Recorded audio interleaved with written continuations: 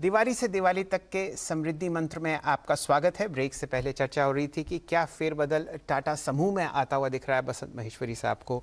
बसंत जी, आप यहाँ पर सेक्युलर बुलिश मूव देख रहे हैं कमर्शियल स्पेस में और खासकर उस स्पेस में जुड़ते एनर्जी, अगर आप समझे। बिल्कुल। तो अब यहाँ पर क्या दिखता है भारतीय अर्थव्यवस्था में? काफ़ी सारी ऐसी कंपनीज हैं प्राइवेट सेक्टर स्पेस में, खासकर टाटा समूह में, जो रिन्यूएबल एनर्जी की तरफ बढ़ती हुई दिख रही हैं।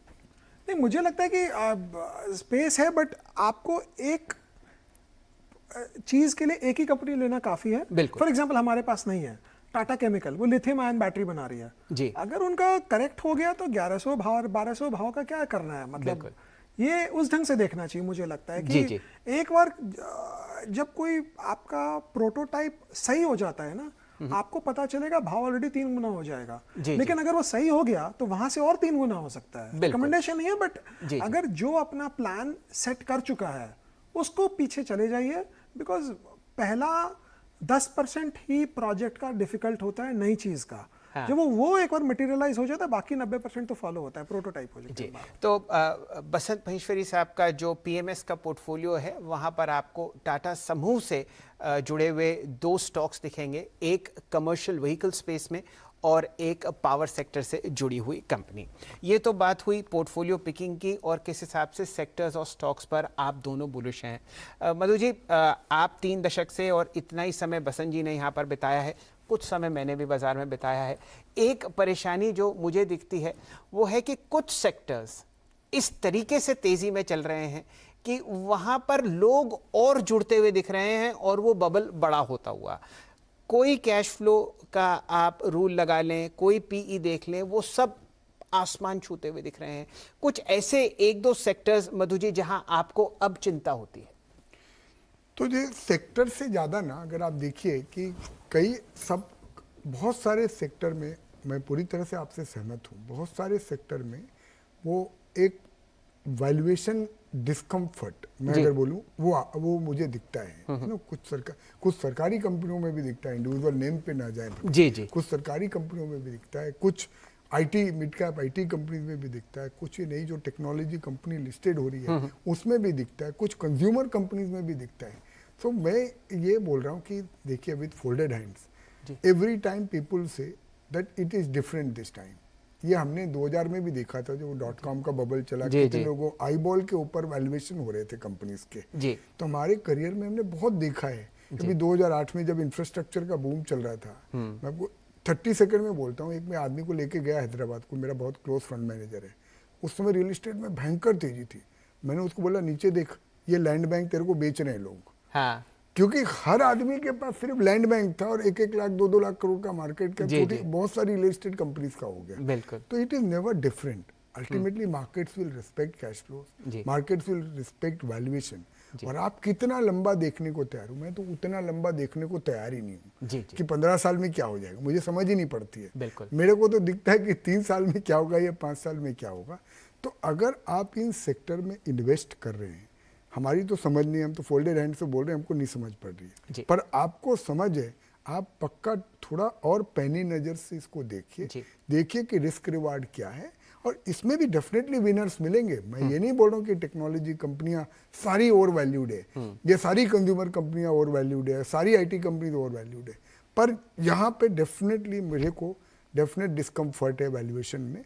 और ये जैसे क्या है ना शैलेंद्र जी, 2000 में किसी ने मंदी निकाली टेक्नोलॉजी में, उसके 1.5 साल के अंदर सब 3-3 गुना भाव हो गए। तो जैसे ये बबल तो कितना बड़ा होके फूटेगा ये हमको नहीं पता, पर ये बबल बन रहा है ये हमको पता है जी। आप इसको इस तरीके से समझिए कि आप सड़क पर चल रहे हैं, आपने जूते पहन रखे हैं और जूते के अंदर 1-2 कंकड़ हैं।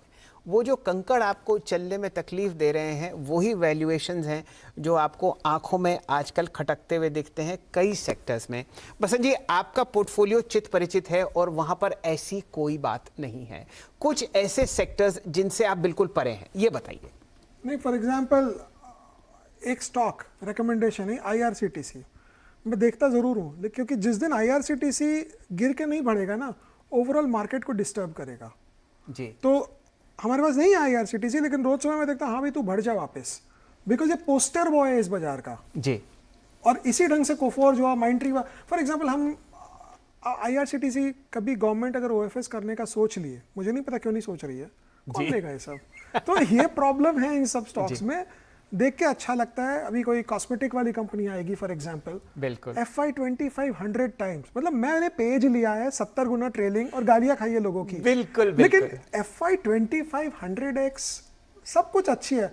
ये सब मोनालिसा की पेंटिंग है जी। आपको अच्छा लगता है, आप जो भाव लगाना है लगा दीजिए। मेरे को तो 20 रुपए की लगती है, तो वो डिस्पैरिटी रहेगी। और आखिर में ध्यान दीजिए कि जब बाजार आपको बिल भेजता है ना आपकी गलतियों का, तो वो जो गलतियों का बिल होता है वो आप ही को देना पड़ता है, और वो उस वक्त जेब पर और दिल पर बहुत भारी पड़ता है। और बात लास्ट क्लोजिंग के लिए, 50 से 100 जाने के लिए 100% बढ़ना पड़ता है जी, और 100 से 50 आने के लिए 50% ही गिरना पड़ता है, और फिर वापस जो जर्नी होती है वो बहुत दिक्कत वाली होती है। तो पैसा कमाने का पहला रूल है कि पैसा कम खोना सीखो। जी बिल्कुल सही, क्योंकि अगर आपने कम खोया तो आप कमाते रहोगे। जी। अच्छा मधु जी और बसंत जी, बस आखिरी एक सवाल आप दोनों से। पिछले 18 महीनों में हम लोगों ने करोड़ों लोगों को जुड़ते हुए देखा है इस बाज़ार से, और ये एक बहुत ही अच्छी पहल हम लोग देख रहे हैं आगे आने वाले 50 सालों के लिए। एक्सपेक्टेशंस जो हैं वो इस वक्त समझिए आसमान से भी ऊपर है रिटर्न्स के लिए। आप मधु जी अपने तजुर्बे से बताइए 2 ऐसी चीज़ें जो अवॉइड करनी चाहिए इन परेशानियों से बचने के लिए, और बसंत जी बताएंगे 2 ऐसी जो करनी चाहिए। पहले आपकी बारी। तो मैं तो पहले बोल दिया कि जहाँ पे ओवर वैल्यूएशन है उसको अवॉइड करो जी, basically that is the most important thing. And second important thing is कि अगर आप बाजार में नए आए हो तो किसी के अनुभव से सीखो, खुद गलती करके सीखने की जरूरत नहीं है। क्या बात है जी, यहाँ सैकड़ों एग्जाम्पल है लोगों की गलतियों के, तो आप उनसे सीख जाओ।